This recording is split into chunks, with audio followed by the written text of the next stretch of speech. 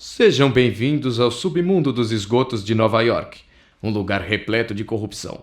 Aqueles que entram para as gangues inevitavelmente acabam desaparecidos ou pior, mortos, como foi o caso deste pobre rato, Paulie Martiri. Martiri sempre foi conhecido no submundo como o braço esquerdo do líder do tráfico.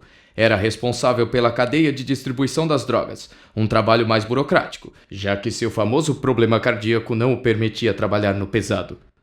Esta morte está muito mal explicada para mim, mas ao que tudo indica, Paulie Martiri foi morto pelo próprio chefão, Al Kane, que buscava um ajuste de contas pela traição que Paulie cometeu. Al Kane, por outro lado, já estava longe quando cheguei na cena do crime. Este rato controla hoje todo o comércio da droga mais cobiçada de todas, o açúcar. Muitos dizem que é a maravilha vinda da superfície. Eu a vejo como moeda de controle do sistema.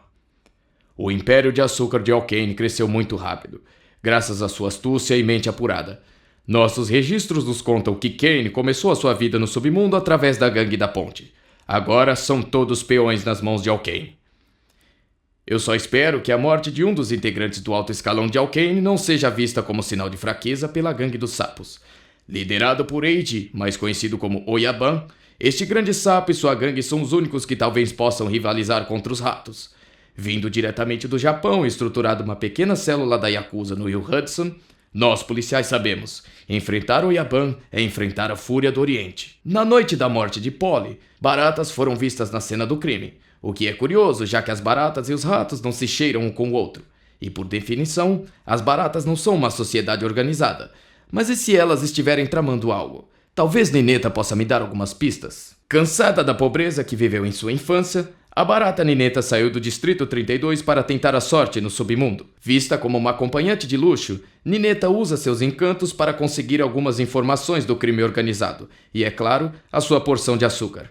Mas se existe alguém que sabe das coisas é Laura, a aranha que controla o cabaré. Vindo da alta classe das aranhas, Laura se vê como uma grande artista, e seus desejos por uma vida mais grandiosa e artística as levaram para a cidade dos ratos, onde, através de seu cabaré, se expressa por meio da dança, costura e muitas outras habilidades, que levam seu público à loucura. Sempre muito bem informada, Madame Laura também é grande conselheira de Al Kane, ajudando em seu jogo de poder. Mas não é somente Laura quem aconselha Al Kane. Existe também Carlo Bortoni, braço direito do chefe do tráfico.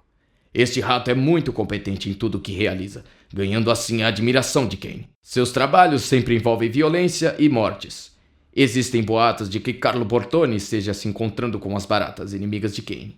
Será que Carlo está aprontando algo? Sinto podridão neste rato traiçoeiro. Este é o submundo dos esgotos de Nova York, lugar onde não se pode confiar em ninguém, onde cada esquina está repleta do açúcar mais doce ou da morte mais amarga. E você?